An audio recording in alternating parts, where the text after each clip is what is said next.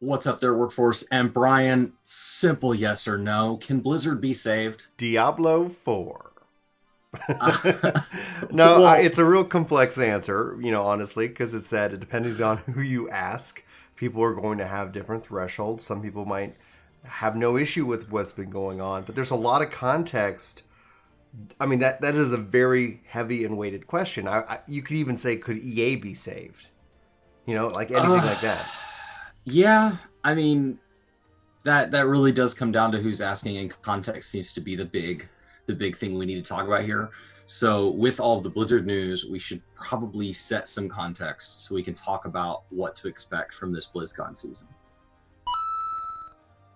So, Chris, pretty much for the last year, Blizzard has been in the news, and it's not been positive outside the exception of WoW Classic. So, why don't you go ahead Mhm. and set the context? Because you've made several videos. We made a couple of those together, pretty much kicking off last year's BlizzCon. We're about to jump into this year's BlizzCon, and then now Mhm. Diablo 4 and things that we already assumed would be, being shown off are somewhat being soft confirmed. I want to get your thoughts. So, BlizzCon last year I like that. I like was this. All right, just like the.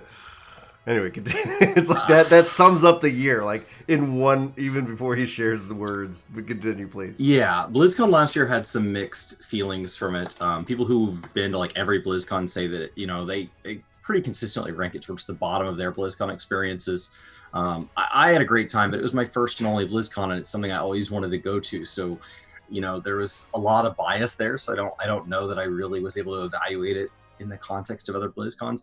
But like Draenor has been kind of this rolling thing for WoW. So there's been upset people about WoW for quite a while. People who say it's not what it was. But in no particular order, in the last 12 months, we had the big layoff. We had the Diablo Immortal announcement at last BlizzCon. JL and Brack taking over also marks the end of Mike Morhaime. So there's this kind of end of an era there. He also has that "you Here's think you do, but you don't" kind of line. That's gonna hang over his Absolutely, head for years. absolutely.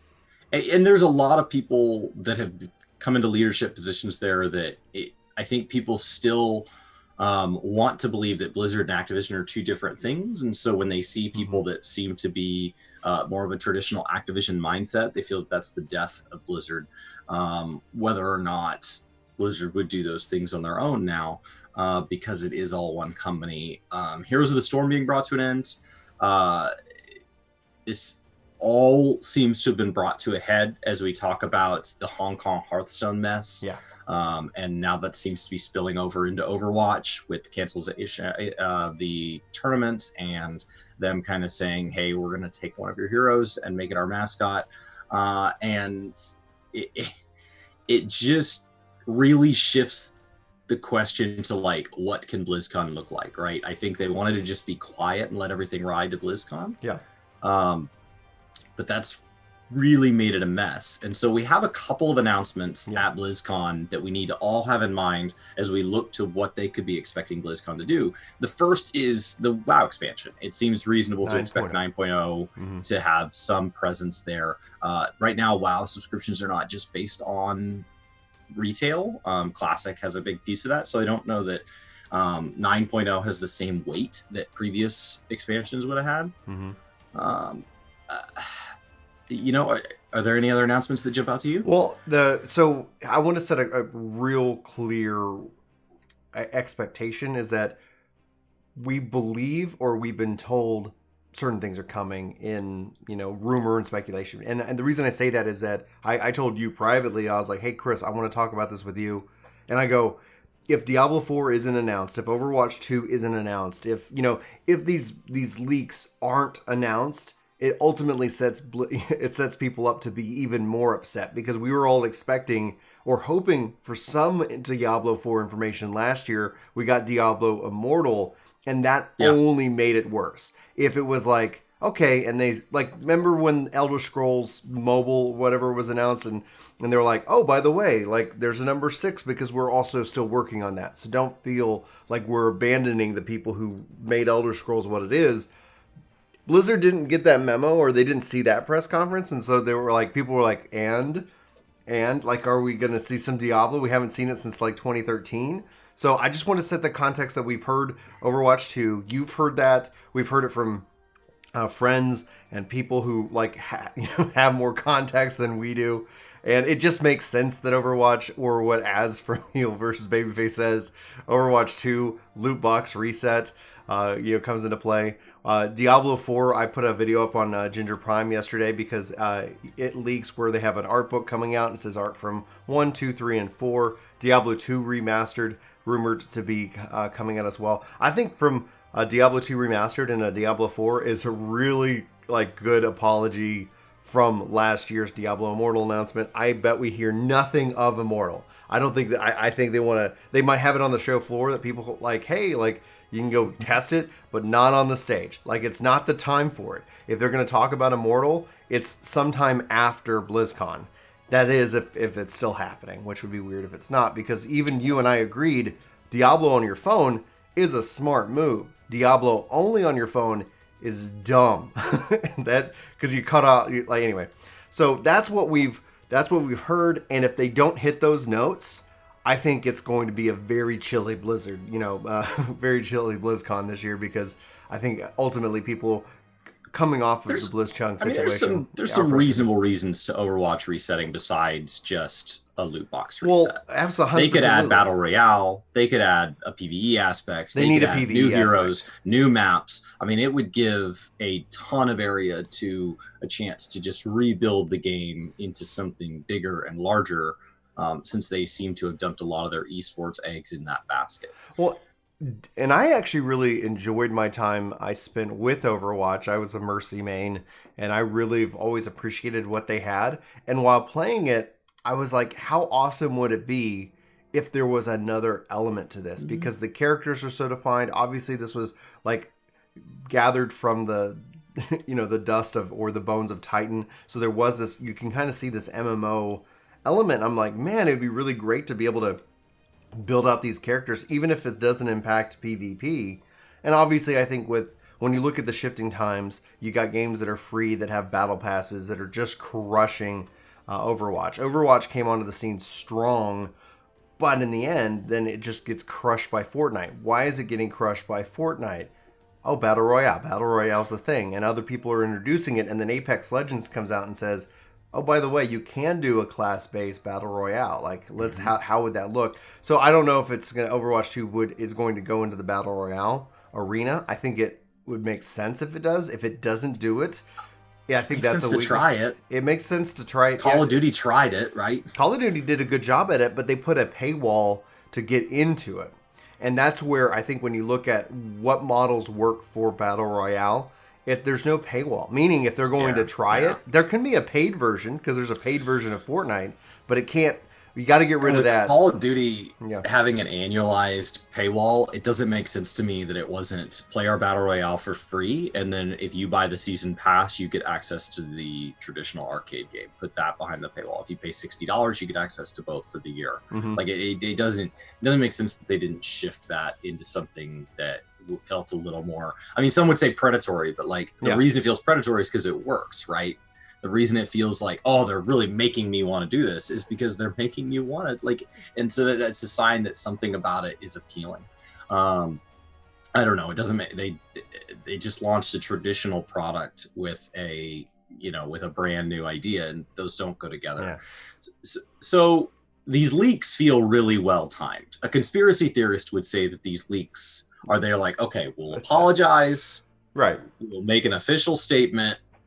We'll be quiet. Wait 5 days, and then we'll leak out some of the BlizzCon stuff to shift. It shifts the focus to where we're talking about games, at least starting that conversation up again, so that not enough information to where, but you get the idea to get people excited. So I want to, for me, my question to you, because obviously the question that is to everybody is, can Blizzard be saved?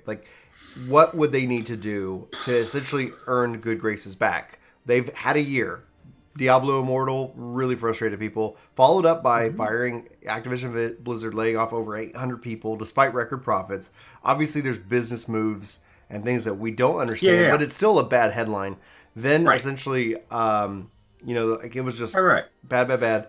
Then WoW Classic. All everybody's excited. There was something this summer that was really frustrating people because everybody's like, "I'm just not going to get WoW Classic."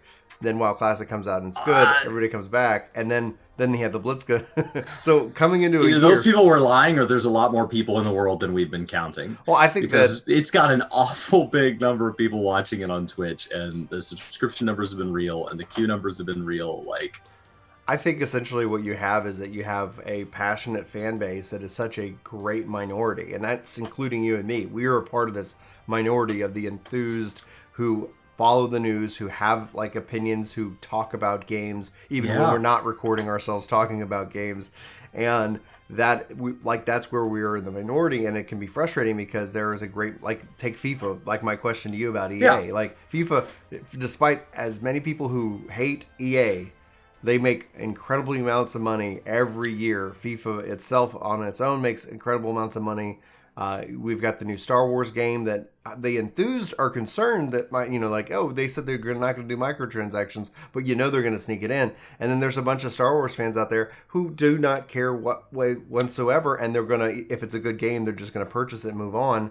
And that's just how the industry works, and it can be frustrating because we can feel, despite our passion, that our voice is not heard. So you asked a question. Yeah. You asked, will these fix it? Can this fix it? And it ultimately comes down to the cynic in me says that if the game is good, it's fixed. If the game is good, all is forgiven. Mm-hmm. That's just been true of the industry so many times more than not that it doesn't feel like we can have. It has to be a certain level of good, depending on we'll just say sin because we say I don't. save. Yeah, I don't know that I want gaming to be the ultimate, love, power, heart, whatever, together we form Captain Planet. Like I don't know that I want that, but it does feel like a little bit of social responsibility would be nice, and I'm just too cynical to believe that can come from gaming, and I don't necessarily want it in my gaming. I like that gaming can be that thing separate from things that we're boycotting, things that we're discussing, because I have plenty of people in my life that I don't know if it's just as I've gotten older, if the world is really changing, but I disagree with them on fundamental things. Yeah. And it's nice to have a place that I can go spend time with them while we're in the middle of disagreeing on these fundamental differences in our life. So will this fix it? Well, it's two big announcements. I mean, Diablo 4 and Diablo 2 on their own. Diablo 2, Warcraft 3 Reforged had a ton of interest. Mm-hmm. Classic is obviously a success story for the ages. I mean, it's what we compare to 14 when we talk about what are the two impactful MMOs right now, and one of them's 15 years old. Yeah. So I think it could make a big difference. The other one's coming up on that time. I don't know that you can undo a year of bad press with a single weekend. I think there's got to be some action. It depends. We've got to see those products released. It depends on how good the game is, right? Because let's say, for lack of a better scale, let's say it's a 10. Forgiveness is pretty instant, because if it becomes about the conversation that everybody's playing, that you're kind of being left out if you're not participating in it, and you could then participate in it, objectively, I'm going to play it, but I'm still mad at them, etc. And it does take time, because it's if this company, pretty much to sum it up, the last year has been that narrative that it's really Activision. It's not really Blizzard anymore. It's Blizzard Activision. You got to put them together. And it's every move they've made has continued to reaffirm that fact. And even when I posed this question out on Twitter, a lot of people said, remember that Diablo 3 launched with just this horrible system, and they had to go and retool it, and it eventually became good. And so they also have a lot of concerns that, Diablo 4, but how are they going to monetize it? Is it going to feel very Activision Blizzard-esque? Because I would say out of all of them, despite how much people rage on EA, and I hate that I have to feel like I'm the EA defender here, because I just look at it objectively. I see EA, they'll do stupid stuff, but then they'll seemingly learn from it, and they'll do something slightly less stupid, and then they'll, it's like they don't really make that full transition back to where we want them, but they do make an attempt where Activision just says, suck it up. We know you're going to buy it. We know it's a product that we're going to sell. We don't honestly care, because they don't need to care, because you look at all the sales numbers and okay, gamers are mad. Activision's I could care less, because people are still going to buy this product. at this price. And until that changes, there's literally no reason that Activision will ever change its stripes. And that's how I personally feel about it. And that's why I think it's somewhat frustratingly, there's a humor to it, because I find humor in everything, that people will like rage at EA and then at the same time totally like kind of give Activision a pass, even though over the last year I feel like that narrative has been shifting. And that's essentially where I think gamers have been hurt the most, because they feel that Blizzard is something that they can love, even though Blizzard's spouse is a complete asshole. I think it's to a lesser degree we can start to shift the conversation to like, could WoW be saved, right? Right. Before we talk about the company as a whole, like, could a single game be saved? And you run on this razor thin wire where it's like, once you've done something, it's never forgiven. So like, do you 14. think 9.0 could save WoW? 14 was saved, right? 14 came on, like, in context. This has happened before. Is it costly? Yes. Is it hard? Yes. But what did we see? Like, Square Enix wrote the playbook on how this is done. 14 launched, and it's a game that I love, but it launched and it damaged Square Enix. It damaged the Final Fantasy brand. And so Yoshi P came in and said, we have to fix this. We have to regain the players' trust. And despite how people might feel with 14, one expansion over the other, or like overall with this thing, it's like it still is like one of the best and the only really turnaround story of it.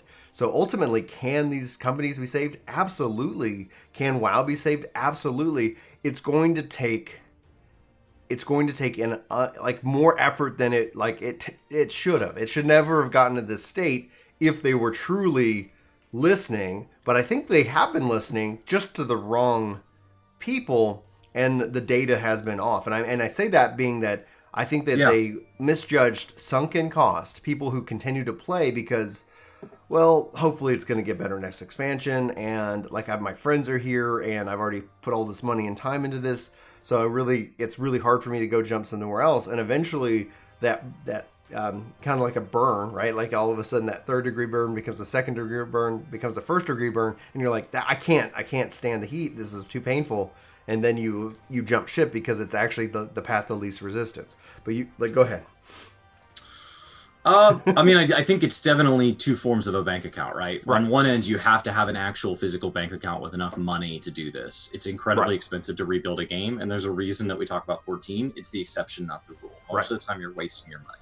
But I think there's also this kind of metaphorical bank account where you talk about the balance you built up with your fan base. Mm-hmm. And on one hand, you can have a balance that's good. And WoW has had a lot of those times where they've had systems that don't work and design choices that maybe turned out to not be what we wanted. But because we love the game so much, we just charged on. And games are not quick to admit that they're making poor decisions, but that they're existing on. I mean, I think within the 14 community, there were aspects of Stormblood that were that for a lot of people. Mm-hmm. And they stayed playing and they stayed loving the game because of how good Heavensward was, not because of how good the current game was. And so, the vice versa can be said, because we've had people who love Stormblood more than Heavensward. But yes, go ahead. Right. So the other side of that, though, is you can build up a negative bank account. You can build up a debt. And when you do that, EA is a great example. Then when you say, hey, I'm having you and Julie over for dinner, and you make something, it can either be good, which will earn me this many points, or it can be average or bad. And it's this immediate, like, down in the ground negative. I knew it. This is what they get. I knew they'd do this. I knew they'd screw it up. And it's this immediate shouting match of how much we hate EA. And so they have so little to gain by doing things right. They have so much to lose by being anything less than perfection. And that feels unfair, but you have to look at it in the context that we don't do that to just an indie developer who just had it out of left field. It's earned. Mm-hmm. And so they have to kind of unearn it. So like, I think that WoW could be saved. I think Blizzard could be saved if you feel that they're dead, because I think they still have a lot of good things. I mean, both WoW and Blizzard as a whole have a lot of great IP in them. They have a lot of great memories. They were good once. It's not like they're just, we're just starting with an idea that's faulty. Mm-hmm. Nobody wants to play Tetris the shooter or whatever. That's not what we're doing. They're good games, and they have a lot of good games, and they have a lot of people there that just want to make good games. Yeah. Game development is not the highest paying place to take development skills. You do it because you're passionate about it. Well, and that's where I think that can still show. I think that's where a lot of the also frustration when you have these reports that come out of the reality of development, game development, but development. Like when people talk about crunch, unless you've done it, unless you're in that industry, it's really hard to understand, and it sounds horrible and it sucks. And ideally, the company's taking care of its people during crunch, right? Like, all right, pizza's here, beer's here, like whatever you need. This is going to be a crappy time, and it's a failure of, design and development and scope creep and all of those concepts. But that being said, when you look at another just high-profile game that just really hit the skids, Anthem, an EA property, but EA had been funding that game for 7 years, and it really much came together in the last 18 months, and the conditions and how it all boils down to, I think ultimately, despite if we really want to acknowledge it, in my opinion, it's tied to leadership issues. When this all comes down to it, whether Brack is a good guy or not, I've never met him. It comes down to a distrust of him as a leader, as a puppet of Activision, and Activision's the bad guy. And I get it. It's earned, right? Same concept with EA, same concept with all of these things. The difference with 14 is there was a leadership change.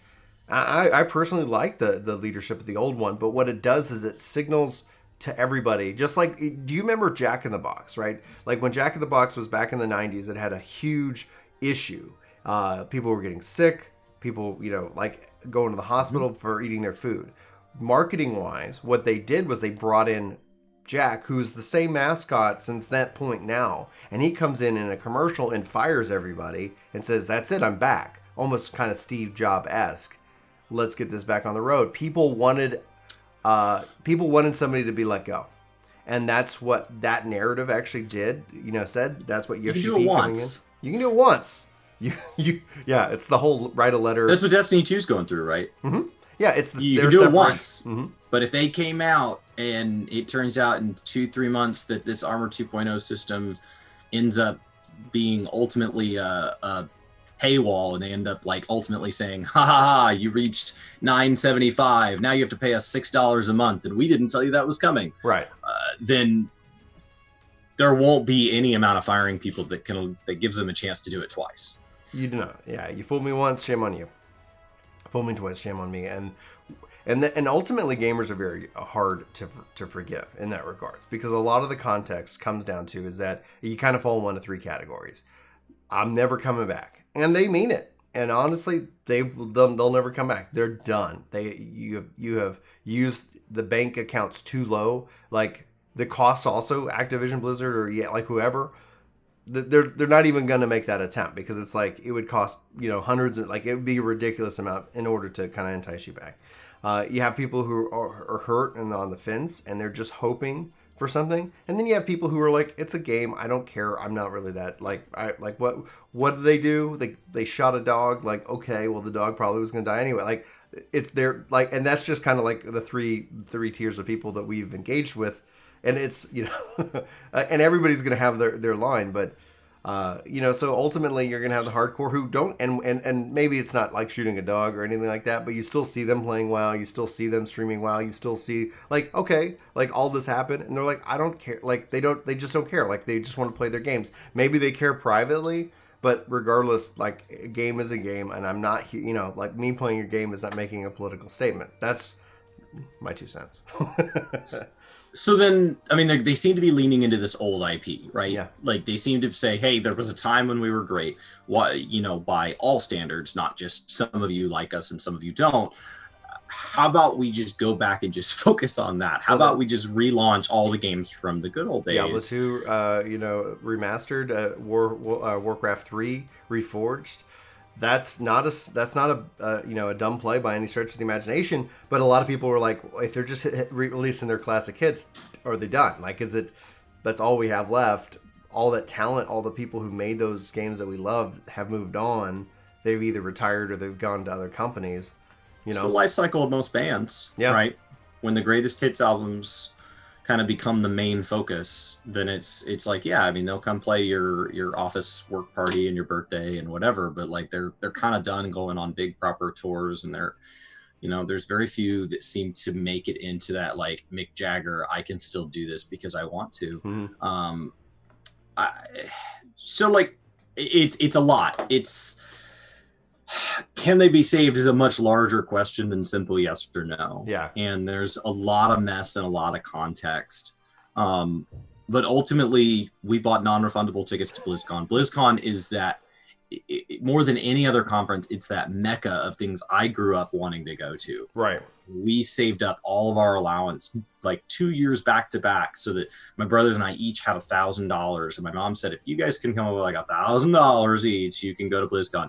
And she just said it offhand, like as a way to shut us up. And like 2 years later, we're like, okay, your 13 to 16-year-old kids have thousands of dollars.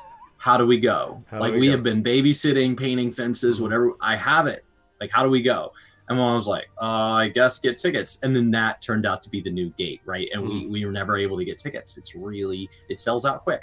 And so the chance to go is something incredible. Just as for a gamer, whether or not their current state is anything, just like visiting the White House, whether or not you like the current president, which changes every 4 to 8 years. Yeah. If you get a chance to go to DC, you should visit the White House at least once, whether or not you're a fan of who's there. So this is your first BlizzCon. What is your mood going? Honestly, really frustrated overall, the situation. The more I've read and researched with like Hong Kong, like I definitely stand with Hong Kong. Like it's like at the end of the day, that's where like I am falling in it. And it isn't just Blizzard. Blizzard didn't just step on this one issue. Apparently there's this bigger context that I personally have been unaware of. When you look at how like China has, because the volume of people has decided using capitalism to silence essentially free speech and free thought, etc. Like South Park, I watched that episode and I actually I love South Park, but I had even more respect to them because they know that this is going to cost them money. And they're doing it for humor reasons, but it's also an education piece. Like, how much are we willing? And it's that, I don't know if Americans are truly willing to have what the price of goods costs. We've been able to keep the price of goods really low because that we have this resource. But China in and of itself, when I look at the issues from a personal political issue, how do we fight as a giant in that regards? And when you see companies like Blizzard, and then you see other people come in and basically do the opposite of Blizzard, despite having not said anything or prior or stepped on it, like, oh, we're Fortnite, we would never tell our player base to whatever. Like, honestly, that seems so pandering because you're not in it. Like, you don't, like, you can go say that safely in America and whatever. I think essentially when it comes down to it, you feel like we're being told one thing and then they're going over and telling the other aggrieved party another thing. It comes down to a moral versus legal argument. I don't think Blizzard did anything legally wrong. I think business wise they made the right business choice. But then when I look at the morals issues behind it and where, like, what do I value? And when I look at some of the things that have happened since then, it's very frustrating. So I think my mood going into it is a mood of just like, okay, what do you got? Like, this sucks because I'm with the protesters. But at the same time, it's non-refundable and I want to go hang out and drink with my friend Chris. And I'm going to go have a fun time. And I'm hopeful that what they're able to do is focus and make this a fun experience for me. Just because the fact that we have saved up our money, we have paid for our hotels, our flights, these tickets themselves. And I think it'll be nice to kind of get away from the office and the work. But at the same time, it is frustrating because it isn't, games should be about games. Yeah, like with rare exception. I think this is one of those rare exceptions, and I think that it ultimately puts a cloud over the whole event. And I hope when we get there, it isn't just a crap show. It isn't just. And so I'm kind of concerned that it might be. I'm like, imagine if we're all trying to sit there and they're like, let's talk about games, and you have a bunch of people just booing and being disruptive. I don't know what to expect, so my mood is that of, Well, if nothing else, if it sucks, we'll drink some whiskey and we'll make some videos and we'll have some fun, you know? Yeah. I mean, this isn't a video about the Hong Kong thing, but it's hard to separate the two right now. Yeah. And every time I Hong will Kong say, thing- as far as to at least play devil's advocate here, I Mhm. will say that when it comes to the South Park thing, it's easy not to compromise. It's easy to walk into a room and tell everybody else to screw off. Mhm. It is, especially if you're willing to live without what they have. Compromise is the really hard thing. And I'm not saying that that's the answer, right? If somebody says, I'm going to murder your whole family, and you're like, well, let's compromise. Yeah. How about you only murder half my family? Like, I don't think Yeah. that's the answer. I think, but I do think that, like, I don't want governments and every company that I deal with to act like South Park, because they're different things. Like, South Park has that advantage, right? Family Guy, these irreverent comedies have the ability to say the things we're all thinking. But just like I don't want a country to run like a business, I don't want all businesses to run like an irreverent comedy. Right. They have a place in society. It's incredibly important that freedom of speech allows things like that to exist, because those thoughts do need to be let out. But they don't need to be let out in all contexts. We don't need to all walk into our boss's office and tell them to screw off today, even if we're thinking it. Sometimes we have to just keep things moving forward. And I think we all do that in our jobs and at school and things like that, where there's a little bit of decorum and a little bit of politeness that I think, when you have the political correctness swing so far, then the natural urge is to say, well, I don't want any political correctness. I don't want any politeness. If I walk into a restaurant and I smell bad, I want them to not give me a table. Like, that's not true. You want to be given a basic level of respect. We just don't want that respect to get to the point where you can't even have like a basic level of living anymore without accidentally offending somebody. Right. So I don't know that the Blizzard thing is the be all end all of the China thing. I think it's just what's brought it to a lot more awareness. It's been going on. I mean, when you have a protest that goes 100 days or longer, you have to question, okay, what are these people doing when police brutality doesn't shut it down but makes it worse? You know, when a government comes in and threatens, when you have the turnout numbers that honestly, they have more people showing up to protest than we have people not voting. Like, it's the majority. It's excessive. So you have to question, like, what's worth that? Because Americans, I mean, maybe we call into American Idol that much. Like, we don't do anything in that percentage. There is nothing that unifies that percentage of America. Nothing. There's nothing that brings out the percentage of people that have showed up in Hong Kong. And there could be something, but it would have to be pretty egregious. Yeah, bread and circuses, man. It's all about being fed and being entertained, and that's where, as long as like Netflix exists and bread is cheap, you're not gonna see that here in the United States. And that's just kind of the reality of it. But the I'm bummed. Go ahead. You're not excited about BlizzCon. I'm nervous about BlizzCon. But this could also, just full disclosure, I have like extreme travel anxiety, and this is, I guess, something that developed in my 20s.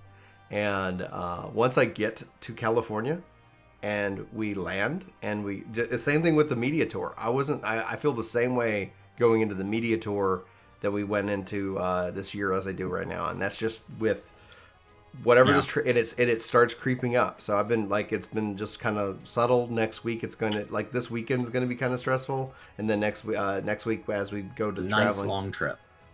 So it's a nice long trip. Yeah, it gives. I always need. I'm glad we're going in a day. I have plenty of friends that don't travel well, and I will say that, like, a 5-day trip like this is much easier than our little 2-day media trips. Oh yeah, especially because we can get out there. I can kind of get acclimated.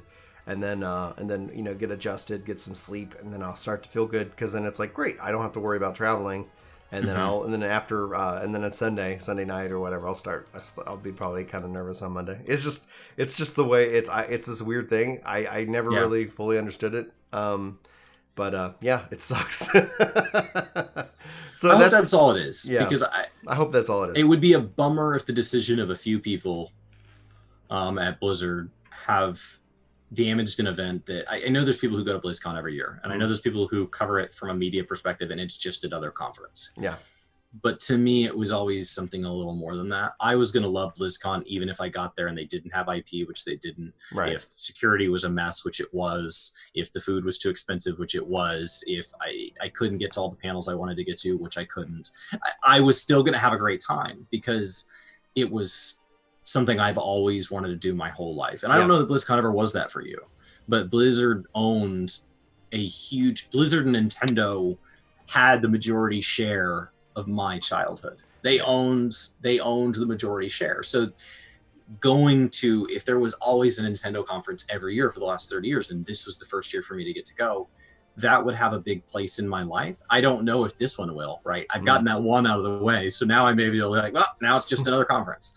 But I'm excited because it's also a chance to introduce you to a community that, you know, I'm somewhat of a part of out there that we're staying with and having fun with. And I have a lot of friends there, and I want BlizzCon to be good. I want this to be the announcements that kind of turn this ship around and get them pointed in a direction where they can be a company that we're proud to give our game time to. I look at it, and I look at when Yoshi P announced like version 2.0, and it really it starts to point the ship, and then the proof is that it comes out and it's good. You know, so Diablo 4 announcement that will help, and then ultimately Diablo 4 has to land, and it has to be just that good of a game that it's, you know, it's too good to pass up. And then that starts to say, oh yeah, maybe they're back. Okay, oh yeah, and then, you know, and that ends up being the narrative. So it's gonna be a fun. I'm gonna have fun with you. I'm looking forward to, you know, before the baby comes at the end of November, kind of like a fun little getaway and hurrah, and to go talk about video games and make some videos with my friends. And that's what I'm looking forward to. And I hope, like, I love Diablo. Like, I've always been a fan of that franchise. I've put a lot of time in Diablo 3, and I would love something that is going to capture the imagination, you know, and that's going to reflect game design, that things that we like about games nowadays without any of the BS that we don't like about the games. And there's not going to be any guarantee of that. That's going to be a cloud that's going to hang over any announcement unless they come out and clearly say, hey, Diablo 4, no loot boxes. Hey, Diablo 4, we're not going to like rob you of your money. Hey, Diablo 4, like this is what you love, and we're going to give it to you, despite the fact that you're the minority. And if we did that this way, we'd make, you know, $800 million a year off this franchise, you know, or something silly like that. So, Chris, this is a great conversation. Thanks for getting together early this morning to film it. And the question is off to everybody in chat. Like, what do you guys think? Can Blizzard be saved? Is Diablo 4 enough? What would, you know, and if you feel like sharing publicly, like, you know, what would it take for them, you know, for you in that case? Or are you in one of those three categories? Ain't gonna happen, somewhere in the middle, or you never really cared in the first place. You know, it's like, I'll play the games that they're good, or I won't. Chris, you got any thoughts? Any final thoughts? No, I would love to know if there's people who have played WoW. Honestly, like the people that I'm most interested in are people who like have come and gone over the years several times. What would cause you to get in that next time, right? The people who played once and then quit once and have never been back. It's like, well, that's a tough case either way. So I would love to know kind of people who there is something that would make you go back to WoW. It's not just a hard guess or like I will definitely play 9.0 or a hard no. I would really love to know what that thing is, what that feature or that mindset or that development plan. And as a larger question, what brings you back to Blizzard games? I think there's a lot of frustration there. It's hard for me to want to engage with people who said, and this is why I haven't bought a game since 2004. It's like, well, I don't know that you can say, yes, I stopped playing games for 15 years because I knew they were going to do something monstrous in 2019. Like that's quite a bit of foresight. But like people who really have, please give me your stock tips. They've turned off their subscriptions as a direct result of recent actions or of actions in the past, very specific ones. I know that having a relationship with some of the people who were laid off and people who were affected by the layoff, that one really hit me personally, and it really struck close to home. And then watching all of this stuff, you know, there's this hit in my stomach where it's like, I want to support the people I know who are still there, but I want to support the people who I know who are not there. I want to support the people of Hong Kong, but I want to support the people who, like, I just feel really conflicted around Blizzard. What causes you to lean into the I'll go ahead and support Blizzard, at least hesitantly, camp, versus what causes you to say, you know what, I think I'm going to hold out for now. I don't think that's enough. What is that set of actions? And really, the actions I would hope people would list are actual actions they would back up. One of the things that I think is important is, like, when we say things like, I would come back to WoW if they released WoW Classic, then they released WoW Classic. It's like, well, then in my mind, you owe them. You made that promise and you owe them for that. So I don't know what that set of things for me is, because I'm not... If I give up on them, I want to have a list of things that they would do to fix it. And then if they deliver on that list, I want to have thought of that list well enough that it's like... It's the same list I had with Destiny. Like, yeah. Mm-hmm. Absolutely. I think everybody should figure out what that is. And that's why I really struggle with the, like, there's no redemption mindset. With any company, like, because even with the Destiny, like, hit your list. Yeah, Destiny hit my list, which was awesome. It hit a lot of people's lists. I was like, oh, okay. But like, let's say with EA, it's like a lot of people like never. It's like, well, even if they laid off the entire leadership and just brought in new people, like, you wouldn't return. It's like, at a minimum, once, just one game. I'm not saying like you have to come back and promise you only play EA games. Just would you buy their next title and try it out? Right. And that, I think it just, like, I think everybody, I think it's a good idea. So put together your list. Let us know if you feel like sharing it in the comments below. I'd love to hear what yours is. Thanks so much for hanging out for this epic discussion. Hopefully you guys are enjoying the new format for the Let's Discuss videos. We feel like this was something that was, this is the reason why we got and created a channel, was to talk about video games, not just with each other, but with you guys as well. So for Work to Game, my name is Brian. My name's Chris. Thanks so much for watching. We hope you have an amazing day. And we'll see you next time.